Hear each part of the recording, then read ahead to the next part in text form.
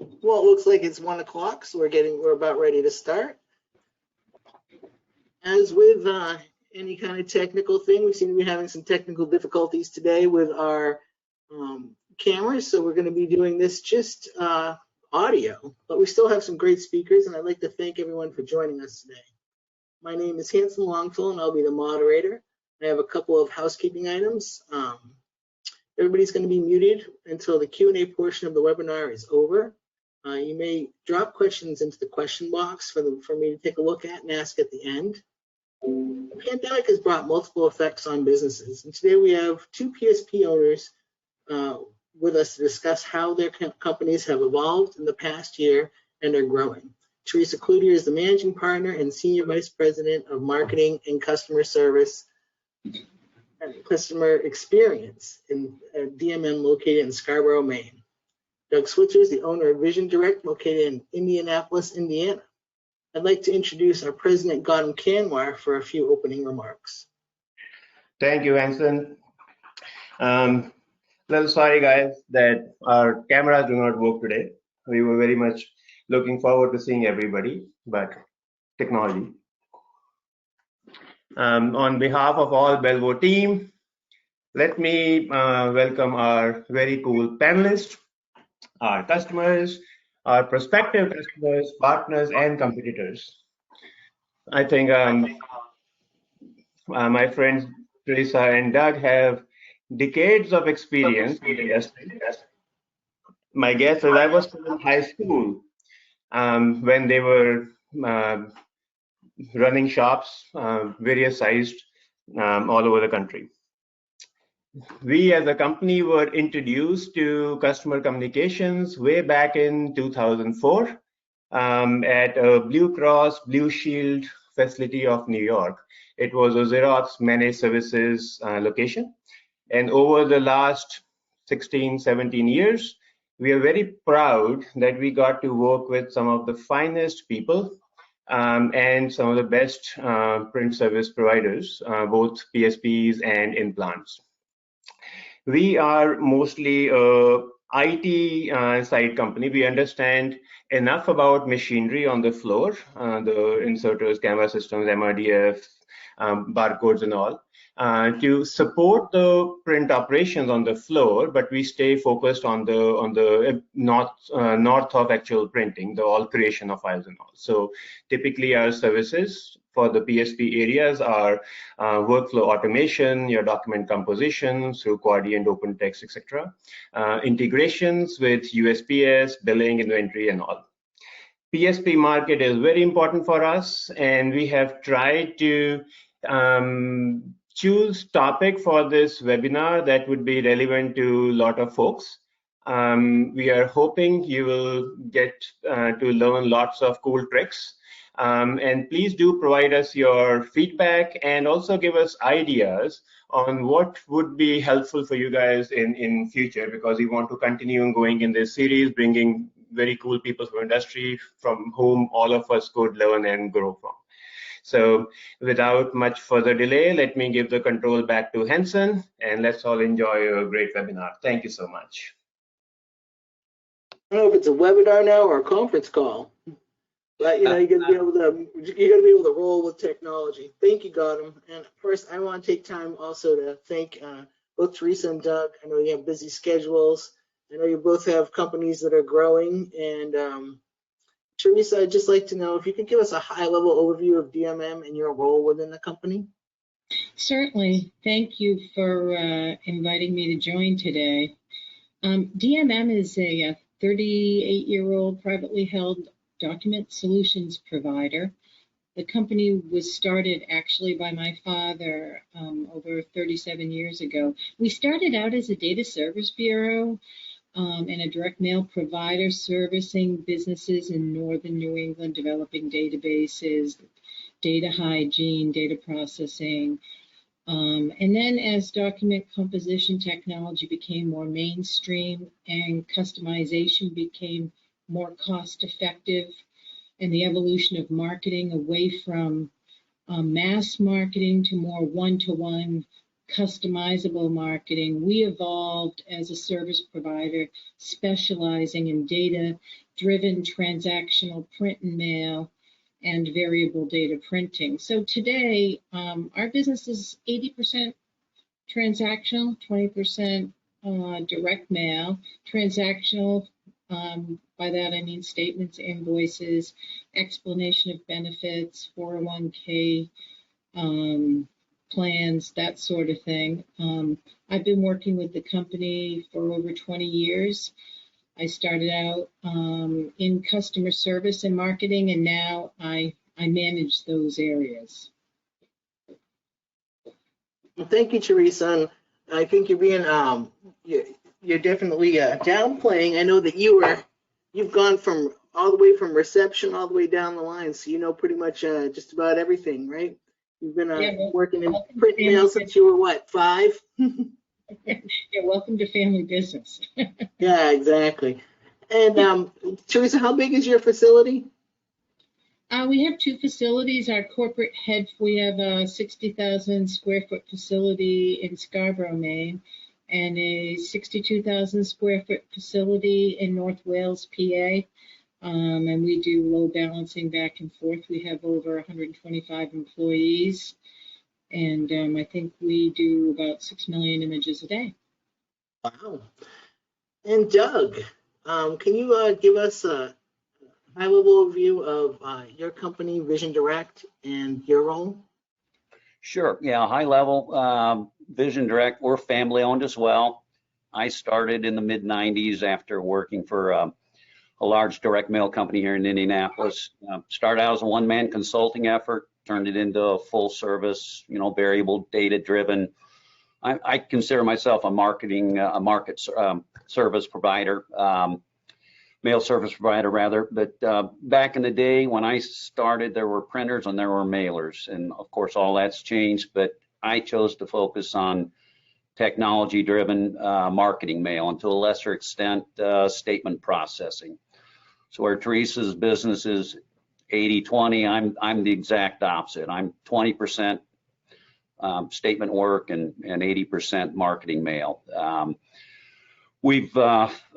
made a conscious decision back then, and still to this day, I chose not to get into offset ink on paper. We've grown quite a bit since a one-man show. I've endured the challenges that this market has thrown at us.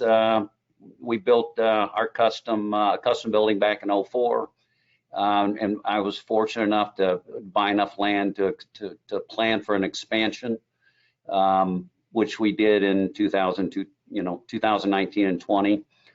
So we've now got about 70,000 square feet under roof, one location. Our growth strategy has been heavily focused on technology to support, highly personalized, engaging direct mail packages. From a service standpoint, we've got high-speed inserters, match capability, output scanning to support statement type work. Lots of inkjets, lots of black and white color laser printers, because that was our bread and butter for variable communication, plow folding, gluing, card affixing, tipping. We've got a rotary die line coming in the next 2 weeks. We added variable color inkjet, a Rico system back a year ago. And we've got a high-speed carton erecting fulfillment line coming in next week as well. So we're growing. And I couldn't do it without, my son is a big gearhead. He's been involved since college days, so he's a great asset. And then I've got a great team of employees working for us, associates. We're probably about 45 right now with a lot of temps. 45 strong. And you've got part of your building's geothermal, isn't that? That's pretty interesting.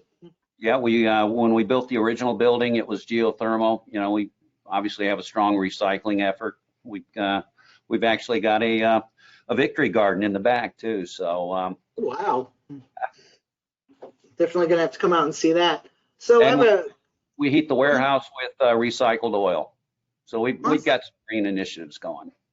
Definitely, because we know we need to be sustaining what we can.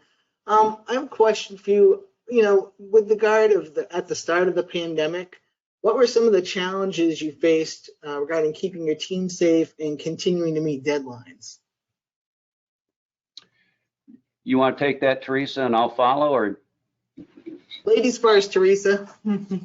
Okay. I think for me and for us here, I think the biggest challenge was staffing and making sure that, we did the standard, sanitizing of the workstations and social distancing.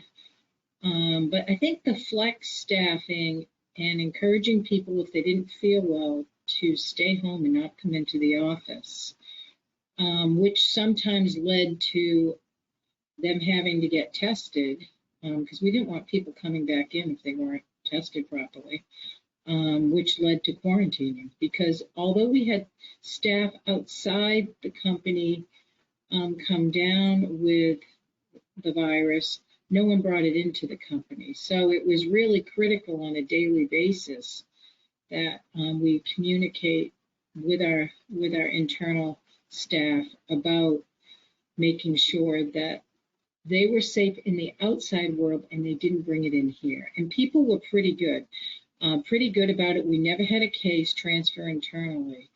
But the challenge was, I think, was the flex staffing and the quarantining and making sure that people understood that. And as a result, like I said, we stayed open. We didn't have any cases internally. And I think with the sanitization of the workstations and the type of environment we have here, we did the right things. But I think it was a challenge. The staffing, I think, was the biggest challenge. And still remains to be, as some people have the flexibility to work at home and some are working inside the shop. It's a good point. I would think too, a lot of the equipment requires teams. So if you have somebody else, if it's a longer piece of equipment, you got to have two people that can work together but also keep socially distant. Right, and we're a 100% secured facility, so we had very strict and still do entry guidelines. There were people that came, if you couldn't come in, and you still can't come into our facility unless you have an appointment. And we have very strict reception guidelines. It was funny, my cousin, who I hadn't seen in like 20 years, came in to drop something off, and the receptionist wouldn't let him in. We had a bench outside in the foyer, and she called out to the foyer and told him he needed to leave it in the foyer.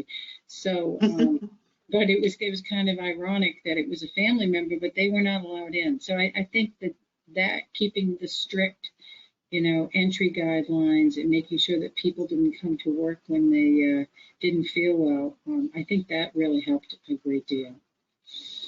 Well, with the size of your family, anybody could be coming in. So you guys got a big family in Portland. Doug, how about you? What were some of the things that your team did? Well, we followed similar protocols. Oh, I'm getting an echo.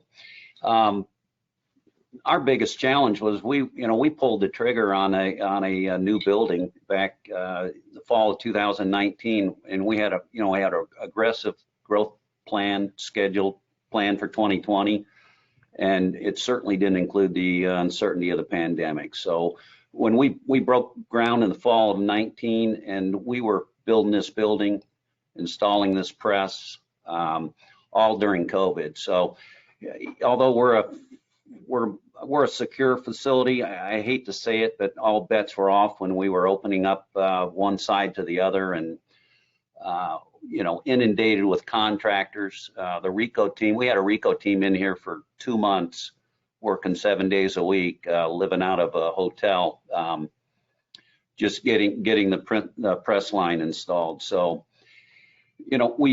we, like all companies, trying to navigate through the ever-changing state guidelines. all the protocols, a lot of communication with employees. I mean, we dodged a bullet. I can't believe with all of the activity, all of the unknown, now, the contractors all had their protocols and such, but we had no COVID cases. I can't say that now because we're going through it. It's a little different this time around, but we dodged a bullet, and that's all I can say about that. It was a challenge. Yes, especially now, it was interesting when we were coming up with a title for this, because it's how to evolve in a post-pandemic world. And, I'm not quite sure that we're out of that pandemic with everything that's continuing to come to light. Yeah, I like that title. I like that title when you asked us to do this a month or so ago, but you're right. And we first started promoting this, we thought, well, we'll be talking more about that, different things. But, even here in I live in Florida, and there was mask mandates here at school, so it's definitely continuing to pose challenges. So what opportunities for improvement did the pandemic expose for you and your team, Theresa? I would say one of the opportunities that it exposed was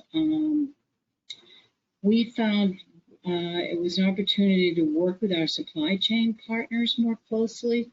So we do a lot of, work sharing with different shops, and we do some load balancing with our site in North Wales.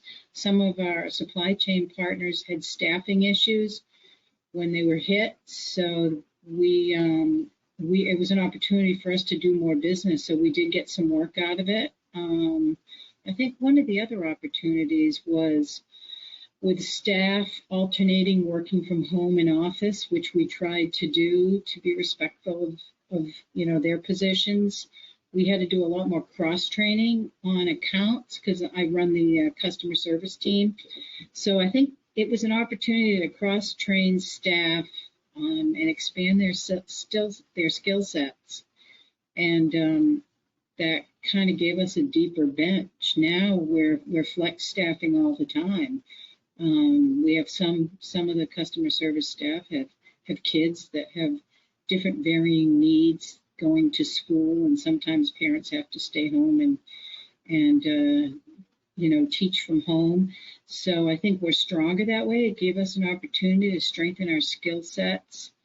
I think the big thing was just we have to be, it gave us the opportunity to be more creative in the way we communicate, right? Virtually and online. We did stand up. It was weird to be in the office with a team of 7 and do a huddle, because we would do, daily huddles on what was being done in production and what was mailing and what the challenges were. And those huddles, we would just meet out in the open office area. So now we were doing these virtual huddles every morning, and it was just weird because you'd be in your office, everybody's in their cube or their office, but no one is facing each other. So we learned and had to get comfortable with doing things virtually. So kind of like now. there you go. You just got to roll with it. There's been so many different types of meeting softwares that everybody's using and trying to get used to and set it up. Yeah. There's always a challenge for sure. How did that change how you communicated with clients? What did you do differently? Because client connection is very important, obviously. The relationship is what helps us within our businesses all grow. We did 2 things. We upgraded our customer user portal to give clients better accessibility, real-time visibility, and job tracking. So we had to put some time and some effort into updating our user portal. That was one thing. We also expanded Office 365 and set up cameras on everybody's machines and gave people laptops to work from home so people could have easy access and be able to hop on a meeting call whenever they needed. We developed, that gave us the opportunity to develop consistent meeting cadences with our customers and also with some of our contract partners as well. So making sure that we were leveraging contract partners like BelWo, their tools, our own technology tools, and just trying to be consistent with communication. Thank you. So Doug, I know there was probably definitely some opportunities for improvement during the pandemic. What are some of the ways that you use your systems differently or changed up how you were servicing your clients? Well, I like to think our client service team is highly proactive and communicative. A lot more virtual calls, but for my plan, it was difficult to go virtual with employees. I mean, we're a manufacturing environment, so the accountants and the programmers and that could sometimes could be virtual if need be, but it was truly business as usual for us, and still is. A lot more virtual calls with clients, obviously. And during the pandemic, no client visits, so it's all phone and virtual. And I think that's going to continue in a lot of cases. So the biggest opportunity for us, one of the biggest ones was, it helped us recognize the talent we have and to work on retention. But looking for new talent is obviously a big challenge for all of us, and it's forcing us to really focus on all the suppliers and partners, because we're all having supply chain issues. Yes, that was going to be my next question for you. With that new equipment in, what are some of the challenges that you've had in getting it installed, and how are you working around that? And I do believe you mentioned that you've had some supply chain issues as well. Oh yeah, we're having lots of challenges right now. I feel sorry for anyone that is jumping into this technology now, because they might not be able to get paper. When it was being installed, I mean, I had the opportunity back in March of 2020 to hit the pause button with Rico, and that might have been the safe thing to do, but we really just kind of decided to go for it, and to use this pause in business all over the country to keep moving forward and be ready when things opened up. So that's what we did. And paper was available then. We actually got it up and running at a fast pace in the fall, and took advantage of the election cycle and really cut our teeth on some big runs. Paper was available, but now it's a challenge. It's tough. I'm like a lot of folks, stockpiling, buying on allocation, and stockpiling as much paper as we can, and you're buying out months in advance. So really hard to get a beat on what's going to happen. I am told that this paper shortages are going to run into 2022. They must be using all that paper for other products, since everything's running out of the stores, right? I think it's. I had one consultant tell me it's like the toilet paper shortage that went on during the pandemic. That's what's happening now. All of the big printers are hoarding it and buying as much as they can, and the smaller guys like us are allocated. Yeah, and there's supply chain issues all the way down. I've talked to a couple of clients that I work with, and they're having issues with parts. Like it's a simple part, but they can't get it. It needs a chip. We all know there's chip issues, so it's definitely a challenge in having people have to work together and try to find solutions with partners and other companies that are kind of around. Do you see printers and suppliers, Theresa, do you feel like people are working better together through the pandemic? Oh, I think you have to.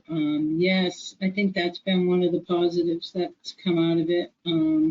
We've found that we're working more closely with our partners and our subcontractors. One of the things we've done, I think, with the BelWo team is it forced us to upgrade our development environment and have unique logons and provide access to some of our contractors to be able to hop on and help us. I mean, we have a team of programmers, but as an extension of our programming team, we needed to be able to rely on more contracting staff to be able to get the job done, especially with people coming in and out and not being in the office all the time. So it really forced us to move to also automate some of our processes and take a look at automation a little bit more seriously. A lot of our processes are automated, but not from beginning to end. So we're in the process of doing that now and upgrading our systems to be able to operate not only from the plant, but also remotely with people that are working with us outside of the physical plant. Thank you. What about, this is going to be a touchy subject, but I'm going to bring it up because it's definitely been top of mind. How are the postal delivery times affecting your business, Doug? Well, Or are they affecting your business? Because you're more on the marketing side. I know that's a lot of time sensitive work material as well.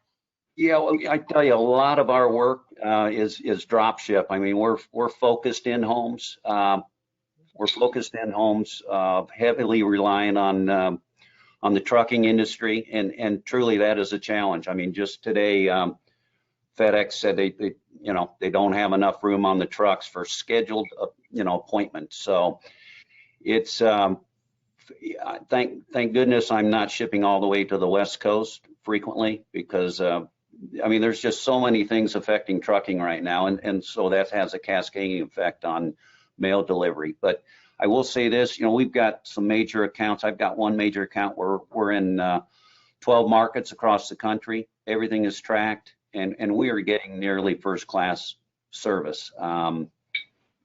It's letter mail, it's marketing mail, letter mail, but it is drop ship focused to the SCF, and we've got some tools that we utilize to communicate with the post office, and we do some things to try to really lend the visibility to the whole process.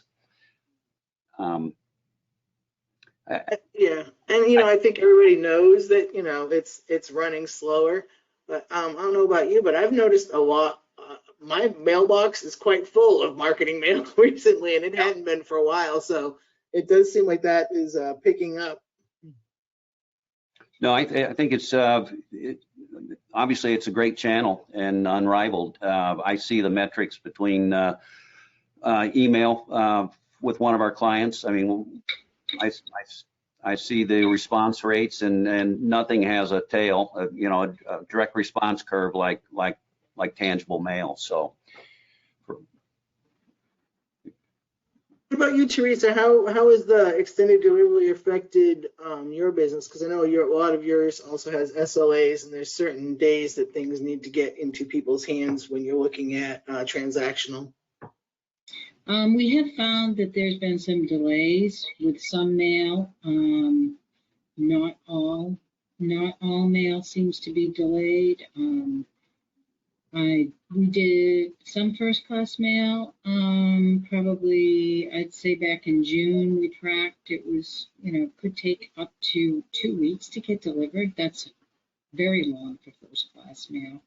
We did a recent test, and it was there within 3 to 4 days. So I think that's improved, but I think it depends on probably where it's being mailed to. We do have we recently went seamless, and we set up a regular meeting with the Postal Service on a bi-weekly basis to make sure that we were in alignment with delivery methods and making sure things were getting push through the facilities in the right time.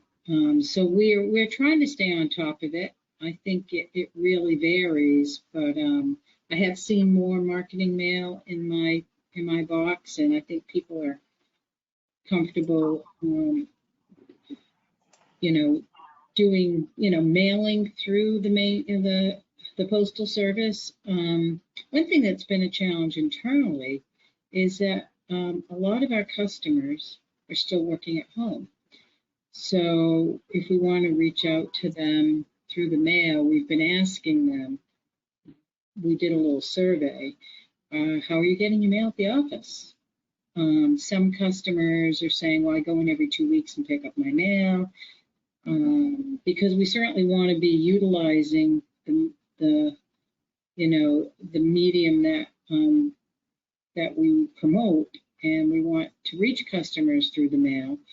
So it's been a challenge. Some customers are going to stay working at home. Some customers are now providing us confidentially with their mailing address at home to be able to send information to them directly. Some customers are not going to go back into the office. Some customers are. And so it's really trying to find out what the best method is to reach them.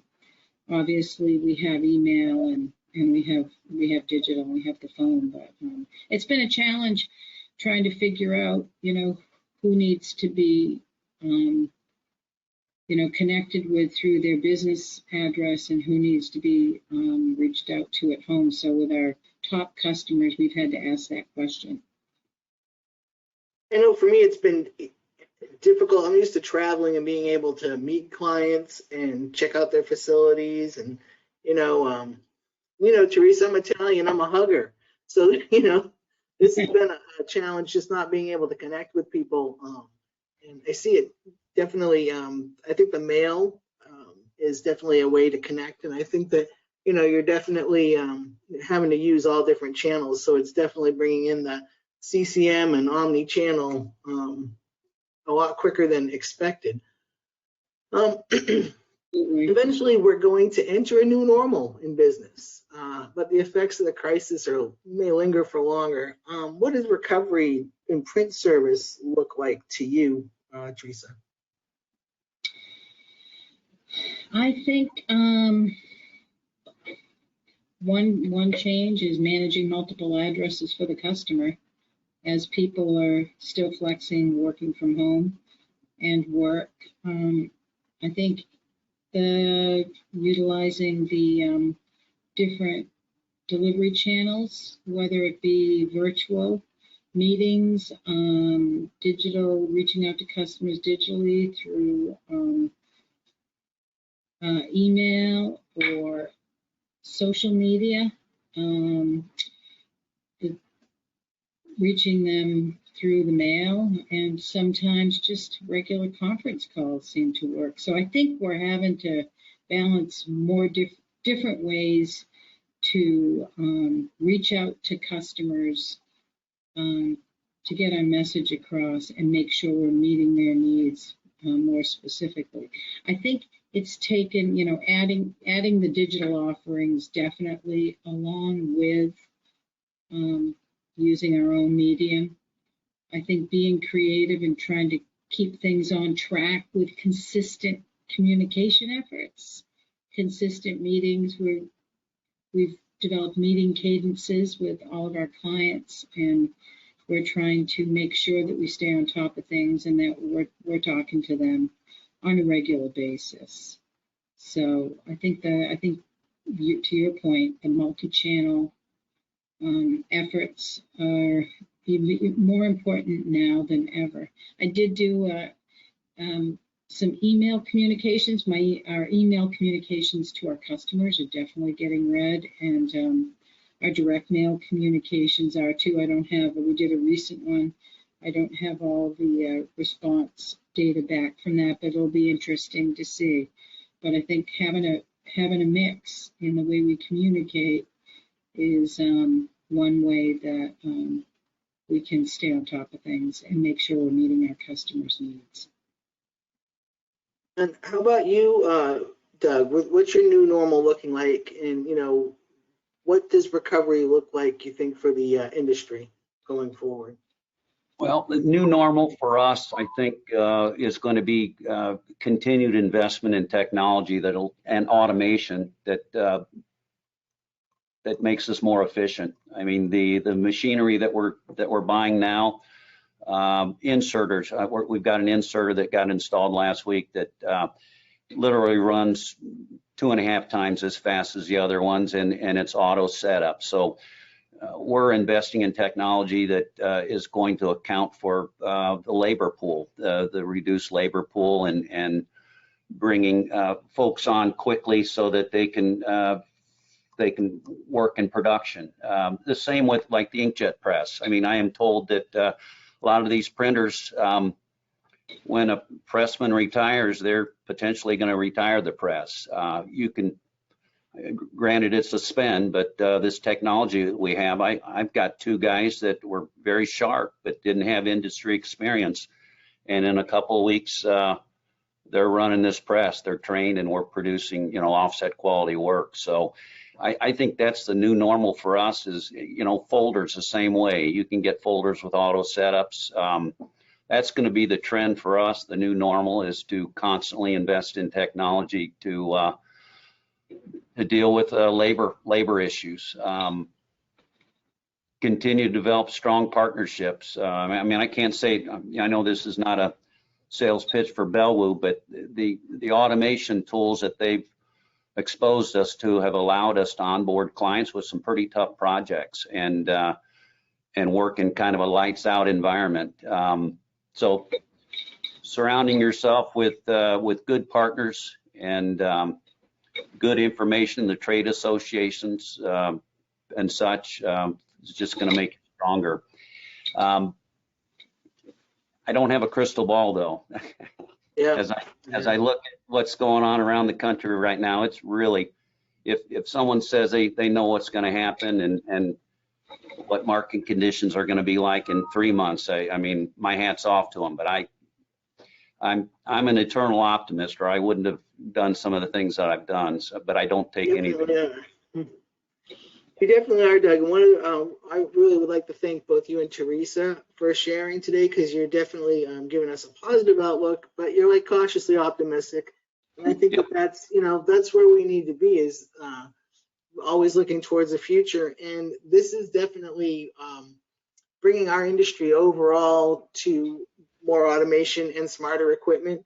And those are heavy investments. Some of this equipment's been around for a while, but swing arm technology has been the same since the 20s. So that piece of it works. But if you don't have somebody that's mechanical, that's going to be an issue. So it is definitely for me. I'm somebody that started out and I have the tool bag.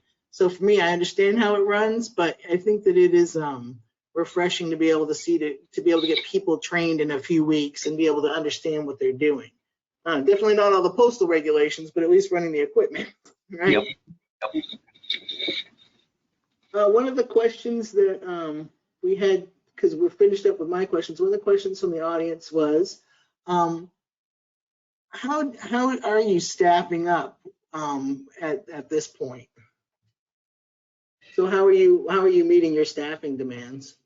We're not. I'll speak. We're not quite. Just finding good. I mean, we're obviously tapping into a temp pool, but it's a real problem. I mean, I don't have a solution for it. No, I feel this it's a good question, because I think that we've got I've seen a lot of ads, and there's a lot of people advertising, and for us, for our industry, it's not really work from home. You got to be there to run that press. It's a tough labor market, to be sure, and there's no feeder organizations that are helping us out. The graphic arts colleges, it's. I don't have a solution yet. I've suggested to Rico that they donate one of their lines to a university and a tech school and start Oh, Start creating that's jobs, some trainees. great. Start thinking outside the box. How about you, Theresa? How are you guys doing with trying to attract labor? It's a constant challenge. We have an HR person that has a recruiting skill set, so she's pretty savvy. She's been able to she's been more proactive, avidly recruiting for a couple of the positions that we did fill. It's a challenge to get. We had to also increase our wage for production workers. And Yep. we have Abbott Labs, the lab that produced the testing kits for the pandemic in the park, and they start people at $20 an hour, and they've got signs everywhere. Wow. So it's been a real challenge. They have $1,000 signing bonuses, and so we offer a really I think a very generous benefits package. Yeah. And so we're offering employees bonuses for employee bonuses if they if a referral of theirs gets hired. And we're trying to do some incentives for employees, and we're trying to do things that give them a little bit of a break as well. So, but it has been a challenge to keep staff. On the other side, we've interviewed people and recruited people and then thought they were hired and they just didn't show up. So I think it's gonna be an ongoing challenge. I think the biggest success we've had is just talking to our staff and trying to get referrals for hiring. That seems to be one of the things that seems to be filling somewhat of a gap, but it's ongoing. It's almost like you need an ongoing recruiting effort. It doesn't end. It just it keeps going, and I think so if you find a good one, you got to grab them, right? Yeah, that's the new normal. I think one of the things in the new normal is ongoing recruiting efforts. I have one final question. It's kind of related to this one. How are you managing increases in paper and people and still managing your clients with contracts? So like thinning margins, how is that playing in to your business? Well, we've talked about it at our executive meetings. Our management team gets together weekly, and that's a dilemma because the paper is going up, and you do have contracts with customers for certain periods of time and for certain pricing. We do have paper riders in our contracts, so that's a positive. But it's a conversation you have to have with the customer about that. Just because you have a paper rider doesn't mean that they're going to be real happy about that. So some customers seem to be more accepting about the concept, and then others take a little more finessing. So we have added paper riders to our contracts. I think that's very interesting. That sounds like that's probably pretty helpful there. Yeah, it's going to be common, paper riders. But Yeah. if you've got a government contract, you're in a world of hurt because or a GPO contract. I mean, they can you can't fire them, but they can fire you. It's crazy. Yeah. Well, that was the last question that we had today. I know we're ending a little bit early, but I really wanted to thank you guys for your time and your thoughts. I know that we are, we're not through it yet, but we're getting further. And it's really, I'm glad to see two companies growing like yours are and being able to add equipment and bringing in more resources. It's a pretty exciting time, especially see you leveraging customer portals and different things that we've talked about in our other webinars. So thank you very much. You're welcome. Hopefully you learned something. Hopefully I imparted a little bit of knowledge, maybe. And would it be all right to share your emails in case anybody has any questions when we send out our follow-up email to this? Yes, yeah, it's fine. I'm fine too. No problem. Happy to help. All right, thank you. Thank Well, you that, so much. yep.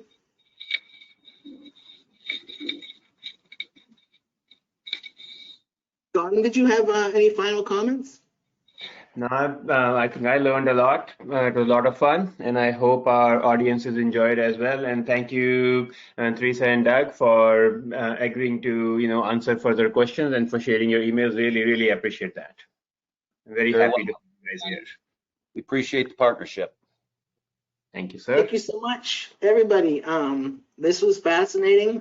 Wish that we could have taken care of the video element of it, but we didn't have a PowerPoint, so it was a good conversation. And I'd just like to thank everyone and tell you have a great day. Thank you. All right, Thank you. bye-bye. Bye.